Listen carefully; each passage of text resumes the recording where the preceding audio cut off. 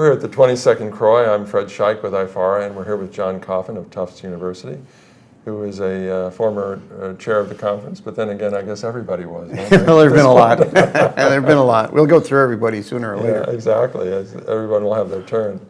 But we will always appreciate the opportunity to visit with you because you cover the basic science, and we generally try to get from you why basic science is important, because it is, but it needs to be explained sometimes, and sometimes people, and other than Mr. Nye, the science guy, we don't have a lot, and Al and Alda, maybe, that don't do a great job. You know, I think you'll do a better job of it, explaining it, because it's really important, and it's fun, it's interesting. Well, it is really important. I mean, if you think back to the earlier days of the epidemic, if we didn't have basic science of retroviruses in general, we wouldn't have antiviral drugs today, and the epidemic would be, it's inconceivable to imagine what the AIDS epidemic would be like today if it wasn't for that. Well, or if it happened in 1920. Or if it happened in 1920, 1930, even 1950. It would have been devastating. We would have... There would been no way the science would have been advanced We enough. would have been lost, yeah, completely lost. But that's when maybe the first visages of the virus may have been starting. I know Betty Korber, I think it was, talked about that. Yeah, there have been a number of very good studies that have, after some refinement, let's say, have pretty well placed both the time and the place where the current epidemic of HIV arose, and also a bunch of smaller epidemics of different strains of HIV-1 and also HIV-2. And we have a very, very good idea of where those came from. We have a very, very good idea of what the changes were involved in the virus that allowed this to happen, and where the virus had come from into the chimpanzees that later on led to infection of humans. It's really quite remarkable, the level of knowledge that we have. And hopefully we can apply that knowledge to prevent the same thing from happening again with a different virus that we're not expecting. And this is what they call zoonosis or zoonotic. It starts that way. A zoonotic infection is one that comes from animals but doesn't spread in humans. And there's almost certainly, there were many, many zoonotic infections of HIV into humans that would infected one person, maybe that person infected one other, but didn't spread. The key event really in giving rise to the epidemic was not probably the original transmission event. That probably happened pretty frequently. But some sort of it was evolved. A series of events that include virus evolution, but also included human interaction, transportation, communications that allowed the virus to get into very susceptible populations and spread. And is there a name for, I think they were doing it the other night, I was watching a presentation, from animal to animal, different species of animal to another animal? Is that's cross-species transmission. Okay, that's it's usually referred called to. cross-species, okay. But the work that you've done over the years has been, you did a lot of work on trying to narrow down how many copies you can get in the blood, and I think you measure a half a copy. Or we can go less than that if we have enough blood. Probably, yeah. But it's just amazing that we can. And again, then you and I talked about the fact that you didn't really need to know that. It wasn't helpful for a person. It's helpful for research. Right, exactly. Yeah. But it proved to be very important for research to understand that in somebody whose virus is undetectable by, what your doctor will tell you is you're now at an undetectable level. It doesn't mean you're completely free of virus. It just means that the virus is below the amount that can be seen with a standard clinical assay. Now, that's an interesting subject because there is a little bit of virus there. Is it dead and shed, or just shedding dead particles, or what is There's detectable? some of each. You can't tell the difference. The assays that we use and everybody uses cannot distinguish a particle that's truly infectious from one that has some differences in it that make it so that it can no longer be infectious. It has to be sort of largely intact, or you can't get virus particles made, but that doesn't mean that it has to be completely intact. And I think that varies a lot from patient to patient. And one of the things that we're learning, and it's a very big topic at this meeting, is what is the meaning of that virus? What is the meaning of the infected cells that we can now detect and persist, and we can learn what the dynamics of those infected cells are as compared to what the dynamics of the virus in the cells was before you started therapy. Simon Collins, who was on another panel in the other room on PrEP, was asking me about this low-level viremia that seems to be persisting and is concerning. Yeah. That is, and I guess it's operating in a cell. It's just not really migrating. It's just kind of like laying there. Right. Well, if you're on therapy, the therapy is so effective that even if the low-level viremia is infectious virus, that can't spread because of the antiretroviral therapy. And it's almost like PrEP or something. Well, yeah, that prevents the virus from spreading. And the idea and the goal of a very large amount of research right now is to figure out how to kill off the cells that are making that virus without killing off all the cells, of course. Right. And how to then stop that virus from being made so that when you stop therapy, there's no virus around anymore. To rekindle the infection, and this is a very big topic of research right now.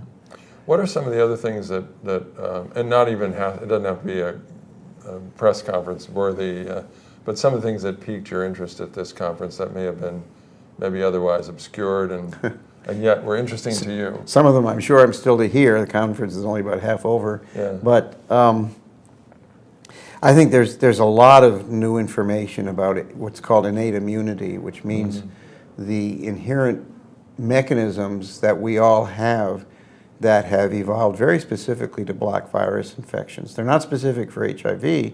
They're not even necessarily specific for retroviruses, but they are designed to take advantages of features that retroviruses have that viruses have that make them a little bit different from us and signal to a cell that a virus infection has occurred, and to start this whole complicated series of events happening which will lead the cell to make factors that kill the virus expression, that kill the virus, they kill the cell perhaps, and will also begin to stimulate the process by which the body becomes able to make antibodies and killer cells to combat the virus infection in a more specific way. The main problem is that the immune system itself is part of the evolutionary process of the virus. Right. So the virus, of course, has evolved mechanisms to counter that. This is with already a complicated and redundant immune system. Right. Exactly. So it's like the most perfect storm. Right. Yeah. And this is what we all virologists refer to technically as the arms race between us and the viruses, or us and our pathogens, if you like. So same kind of thing, of course, is true for bacteria and parasites as well as for viruses, but we're obviously more interested specifically in the things that are involved with viruses. And there is a lot of new stuff going on, and learning really just how complicated these systems are. I mean, I have a lot of trouble getting my head around it when I start trying to look at this. So do you feel I'm sure we don't know I mean, that's my perspective, is that we really don't know everything. We don't know the whole picture, and that's part of why we can't get where we want to go. Right. Because if we knew if we could describe every single compartment and how we can work within it, we would be able to have the cure.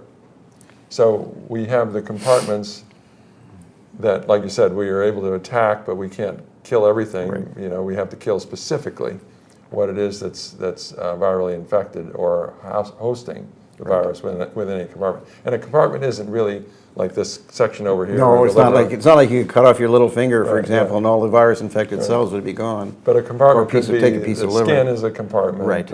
The gut is a compartment. Well, all of the lymph nodes together are a compartment, and they're everywhere. They're everywhere in the body, of course. Yeah.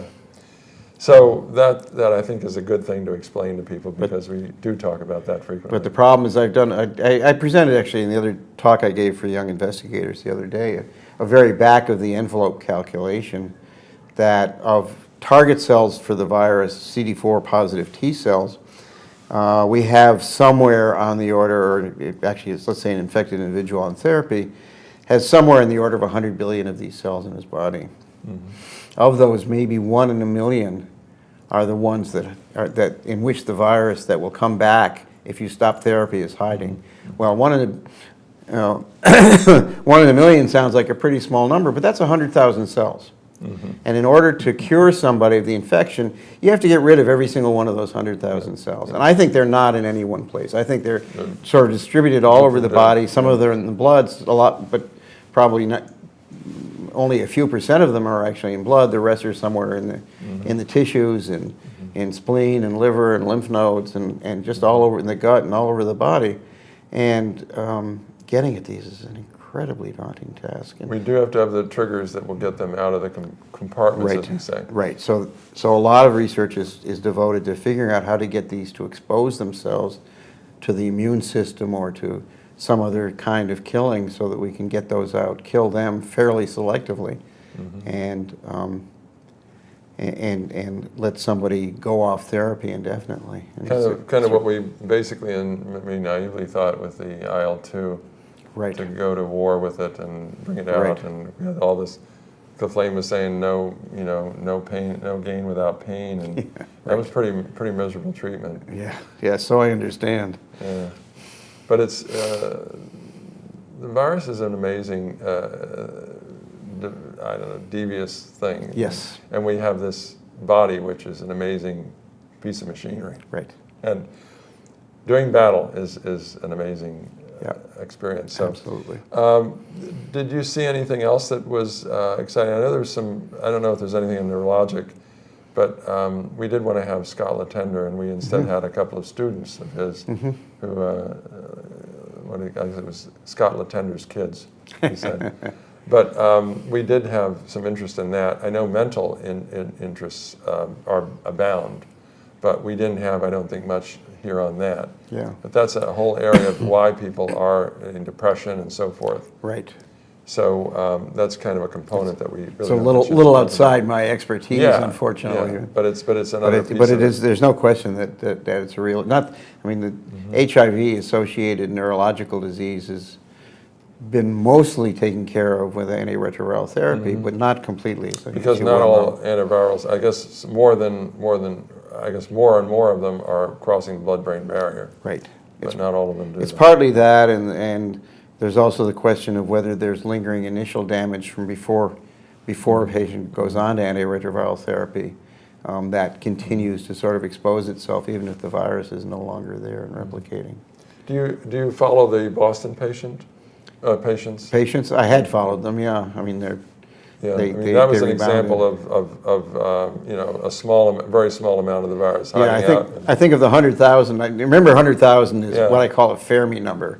Enrico Fermi, the famous physicist, once, this was taught to me in college actually, once presented a way to sort of, even if you could not actually calculate something, a way to make good guesses and use those guesses to calculate something. So it's a guess number, it's guesses on top of guesses. So the Fermi number here is 100,000 infected cells. I'll put your microphone back on here. In those Boston patients, maybe that number went down to 10 cells or 5 cells or 2 cells, but it didn't go down to 0 cells, obviously. There were still enough cells left there that would occasionally, these cells live for a long time, and probably, we don't actually know this, but my guess is that most of those cells do not make virus at all during most of the time, but occasionally some chance event, maybe it's encounter with antigen or some other signal, causes them to start making the virus again. And those cells those cells were present already at the time that the ART was stopped in those patients, but it was 6 months, 8 months, whatever it was, 3 and 8 months, I think, before they actually before they actually started to make virus again. They're just sitting around all this time doing nothing except generating some undeserved enthusiasm, as it turned out.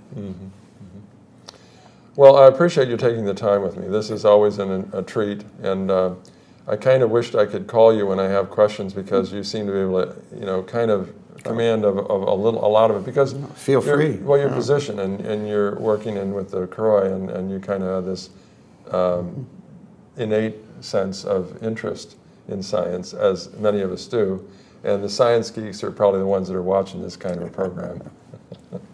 Thank you very much. We'll see. Okay, you're very welcome.